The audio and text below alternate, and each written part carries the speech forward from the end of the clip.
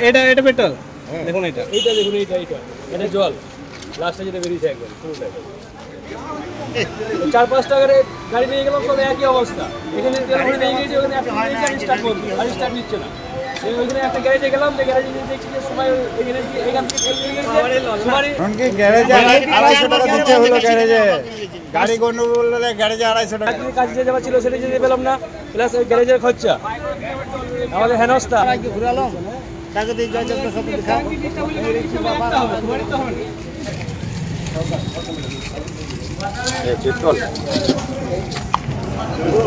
জল জল জল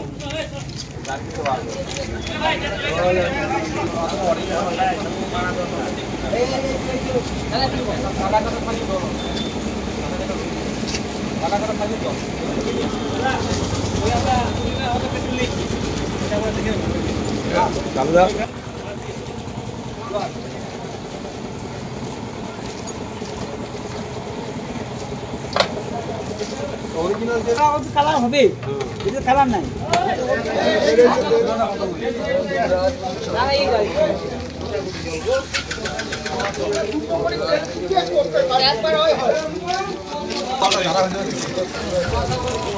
তেল বেশি জল হয়েছে, দেখে জল বেড়েছে। ঘটনাটা বলি তো, আমি ফুল ট্যাঙ্কি তেল নিয়ে যাই।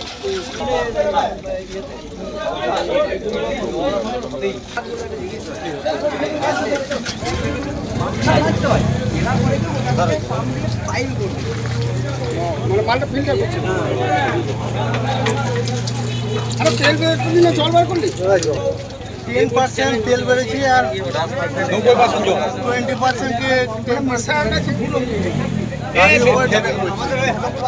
হ্যাঁ, আমি মোটামুটি ওই 9:45টার দিকে এখানে পাম্পে এলাম, পাম্পে এসে তেল ভরলাম, তেল ভরে আমি গেলাম। এই যেতে যেতে একটু পরেই মোটামুটি সানলদির ব্রিজটা পেরিয়েছি আর স্টার্ট বন্ধ হয়ে গেল। আমি মনে হয় গাড়ি কোনো খারাপ হতে পারে না, ওইখানে কোনো গ্যারেজ খোলা ছিল না। আমি কোনো রকম স্টার্ট করে বলে ওই আপনার 5,000 ওখানে নিয়ে গেলাম, ওখানে গ্যারেজে দিয়েছি। বললো কি হয়েছে, এমন স্টার্ট বন্ধ হয়ে গেছে। ওই জায়গায় তখন বললো তুমি কি ওই ইয়েতে তেল ভরে নিয়ে এলে পেট্রোল পাম্পে? বললো হ্যাঁ। ওই যে এগুলো ভরে নিয়ে আরো 4টা ওখানে গাড়ি লেগেছিল, ওই যে এগুলো ভরে নিয়ে এসে ওদের কিন্তু স্টার্ট বন্ধ হয়ে গেছে। বলছে তেলের কোনো খারাপ হবে। তেলটা বার করলাম, আমি ভিডিও করে রেখেছি, তেলটা যখন বার করলাম তখন ভিডিও করে রেখেছি।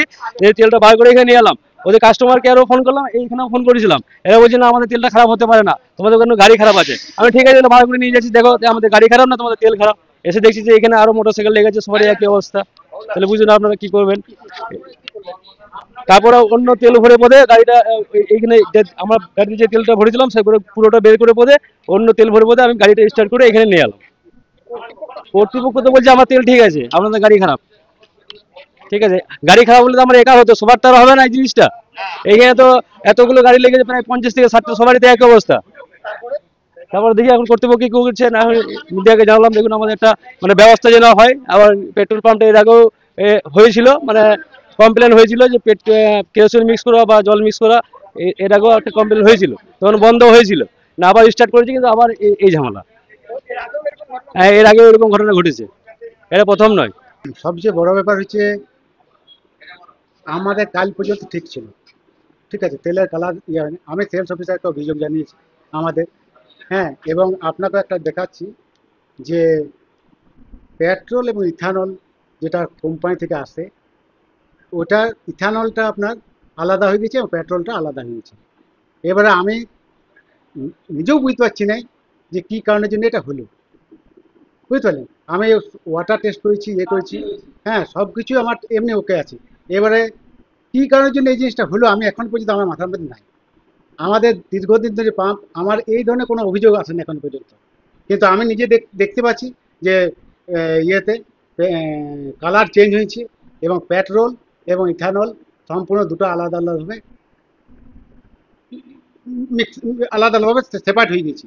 এবং সেটা আমি সেলস অফিসারকে দিয়েছি, আমার যারা আছে তাদেরকে আমি জানিয়েছি যে স্যার এই ধরনের প্রবলেমটা কেন হলো। তো স্যাররা আমাদেরকে বলছে ঠিক আছে এবারে আমাদের যথারীতিভাবে মানে সকালবেলাও ডেনসিটি দেখা হয়েছে, ডেনসিটি ওকে আছে, কিন্তু কী কারণের জন্য দাদা মানে আমার সবচেয়ে দুর্ভাগ্য যে এই ধরনের জিনিসটা হলো কেন। কারণ আমাদের কাস্টমারকে নিয়েই পরে আমাদের থাকা। এবারে কোনো কাস্টমারের এবং ম্যাক্সিমাম যখন কাস্টমার যখন কমপ্লেন করছে, তার মানে আমার মনে হয় ইথানল এবং পেট্রোলটা ঠিকমতো ভাবে মিক্সিং হয় না, কিংবা আমার মনে হয় কোম্পানি থেকে যে মালটা এসেছে সেটার মানে সেটা আবার ডেন্সিটি ঠিক আছে, কিন্তু পাট পাট হয়ে গেছে সেটা আমি বুঝতে পারছি না যে কালারটা কেন চেঞ্জ হলো। ওই চেঞ্জ হয়ে যাওয়ার কারণে বা গ্রাহকদের হ্যাঁ আমার বুঝতে হ্যাঁ এই পরিবর্তন হতে গ্রাহকদের মনে করছেন যে সেটা জল। এই যে না, জল জল দেখুন, জল আমি টেস্ট করে দেখলাম, আপনিও দেখতে পারেন, এখানের মধ্যে তেলের মধ্যে কিন্তু জল পাইনি।